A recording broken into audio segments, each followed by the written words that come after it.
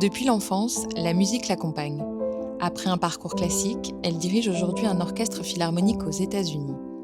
Un accomplissement guidé par un désir profond d'ouvrir la voie, de prendre sa place. Qu'est-ce que ça veut dire pour vous, être à sa place? Pour moi, être à sa place, c'est prendre sa place et trouver cela normal de la prendre.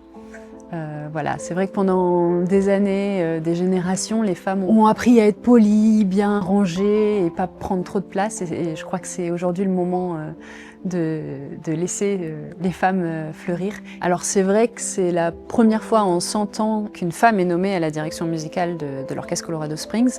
Il faudrait que ça devienne normal. Pour moi, c'est même plus un sujet. Je suis femme et j'ai toujours été femme dans ce métier.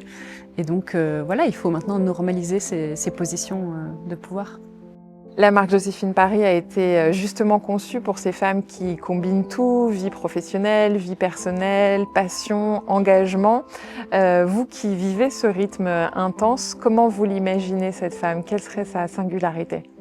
Alors pour moi, la femme Joséphine Paris, c'est une femme libre qui vit plusieurs vies en une, qui suit ses passions et ses engagements. Elle n'essaie pas forcément de tout faire de manière parfaite, mais voilà, malgré tout, elle avance, elle vibre avec le moment présent. D'ailleurs, je vois autour de moi qu'il y a de plus en plus de femmes qui font ce choix-là d'avoir des vies plurielles. Et c'est vrai que plus il y en aura, plus ce sera une source d'inspiration pour d'autres femmes.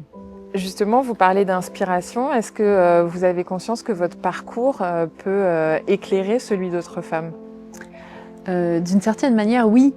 Parce que j'ai travaillé beaucoup avec les enfants et c'est vrai sur un projet Demos à la Philharmonie de Paris, et j'ai eu un jour un petit garçon qui est venu me voir en me disant qu'il voulait être chef d'orchestre et à côté sa copine lui dit mais non, tu vois bien que c'est un rôle de femme. Et bon voilà, à moi après de leur expliquer, mais c'est vrai que cette petite fille elle a su se voir en moi et finalement se dire que les chefs d'orchestre devaient être des femmes. Or évidemment dans le sens commun c'est pas le cas. Et donc c'est quelque chose à normaliser et pour ça, être visible et se visibiliser en tant que femme dans ce métier, c'est très important. Joséphine Paris porte une vision de l'élégance engagée qui allierait la beauté, l'exigence, le sens. Que vous évoque cette idée?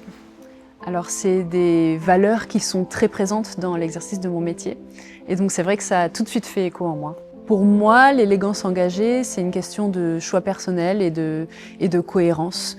Le fait de s'affranchir des tendances et de trouver une forme de personnalité et de praticité.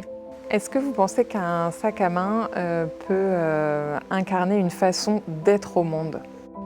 Oui, parce qu'un sac à main, c'est pas simplement un accessoire fonctionnel, ça contient un petit peu de nous, toute notre personnalité et avec tout ce qu'on peut y mettre dedans, une sorte d'intime. Choisir un sac, c'est jamais neutre, on choisit la forme, la couleur, l'intensité, son style, la matière. Donc c'est vrai qu'on y met notre personnalité et notre goût.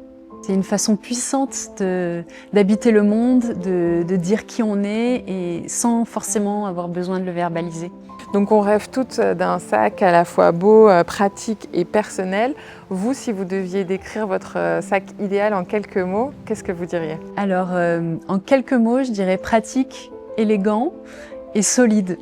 Solide parce que je mets beaucoup de choses souvent dans mon sac et avec le poids, les voyages et tout ça, voilà, j'ai besoin de faire confiance en la solidité et la matière. Alors en quoi Joséphine Paris a su répondre à vos attentes et créer ce compagnon idéal? Eh bien, pour une fois, j'ai trouvé un sac qui s'adapte vraiment à ma vie réelle. C'est vrai que la plupart des sacs que j'ai eus jusqu'à présent, ils n'ont pas vraiment tenu le choc. Le sac éclat, il est compartimenté, il est structuré, il me permet vraiment, en un clin d'œil, de trouver toutes mes affaires et de voyager l'esprit léger. Dans le design de nos sacs, chaque détail a été pensé avec soin. Est-ce qu'il y a un aspect technique ou esthétique qui vous a particulièrement touché et fait écho?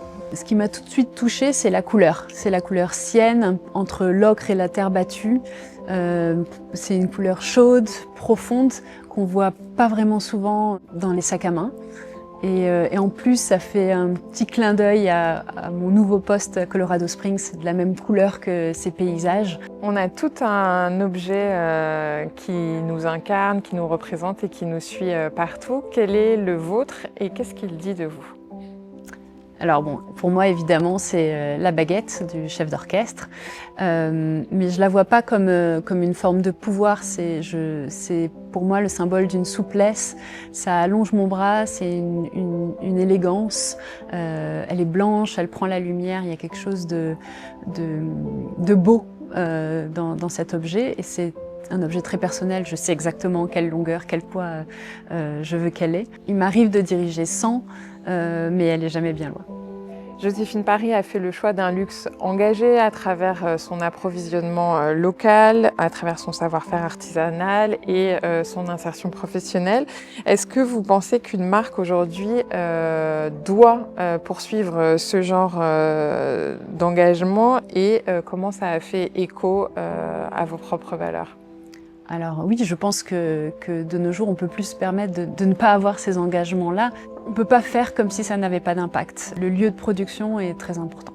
Ce qui m'a touchée dans Joséphine Paris, c'est le fait que ce soit une structure familiale et qui soit vraiment dans la sincérité et pas dans la stratégie marketing. Vous faites désormais partie des femmes Joséphine Paris. Quels conseils vous aimeriez partager ? Alors le conseil que je donne souvent, c'est ayez confiance et soyez vous-même.